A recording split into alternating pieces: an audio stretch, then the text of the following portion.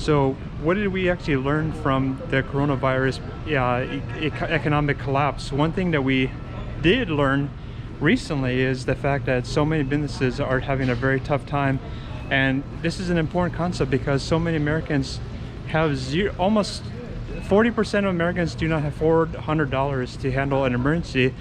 And look at how just a random event can make it so that it really pushes people to the edge. Like, look at this business closed.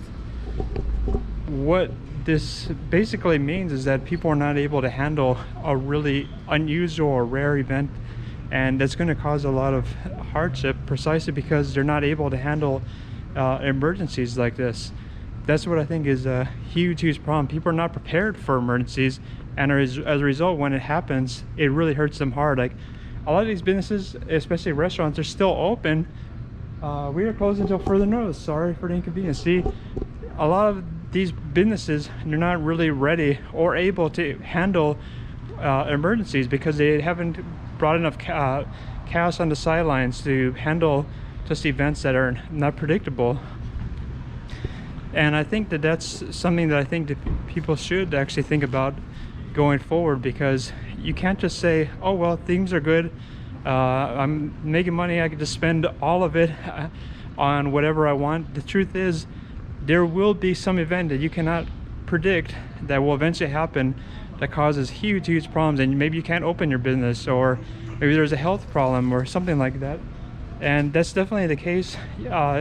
You see it with so many businesses, even the ones that are allowed to open, for whatever reason they don't decide to open. Like this one is another closed one. And then this business, we're temporarily closed due to the coronavirus.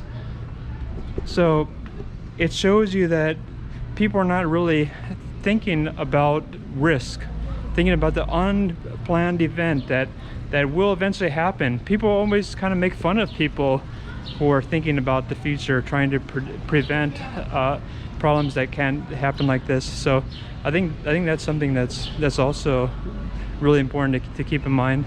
Another thing to keep in mind is that even when businesses are allowed to open with regard to the coronavirus, there still will be less business that happens even when they're allowed to have business. Like, this area is usually crowded with a lot of tourists from around the world. Go to Little Tokyo.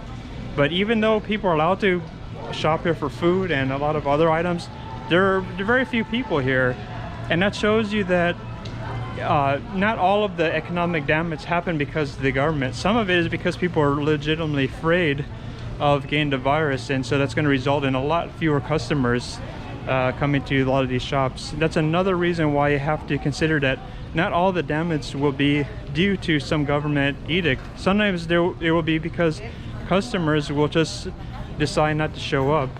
So that's another reason why you absolutely need to have some kind of reserve to handle unpredictable emergencies like that, because it's almost like a fact of life that eventually there just will be less economic transactions, and you need to be prepared for that.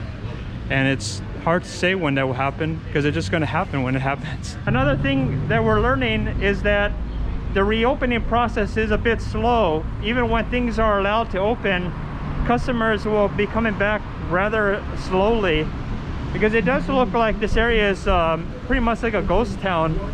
There's not a whole lot of people coming around here. Like, look, there's a Starbucks that's open. But it's for pickup. It's for pickup only, but there are not that many people around here. They don't let you. It's mostly crazy. We have a lot. They don't let you in the store. Okay. It's mostly crazy people who are out here, so that's what we're dealing with today. And just randomly, I'm driving around here in downtown LA. There's the Honey. I think that might be the location where you learn how to save money on the internet. Honey. It's a great app. So one of the lessons for today's video. Quiet. I'm trying to talk here. So one of the major lessons today is that you need to be resilient. Think about your risk to avoid being in a condition where you end up going bankrupt, or your business is not able to operate for a little bit and you're gone, because that's just enough to wipe you out. So stay awesome. Smash that like button and subscribe, because I'm going to take you on some cool places again. Now look, this is a WeWork. Anybody at a WeWork today? Doesn't look like it. So I'll take you on more of my adventures, but you have to subscribe, and I'll see you in the next video.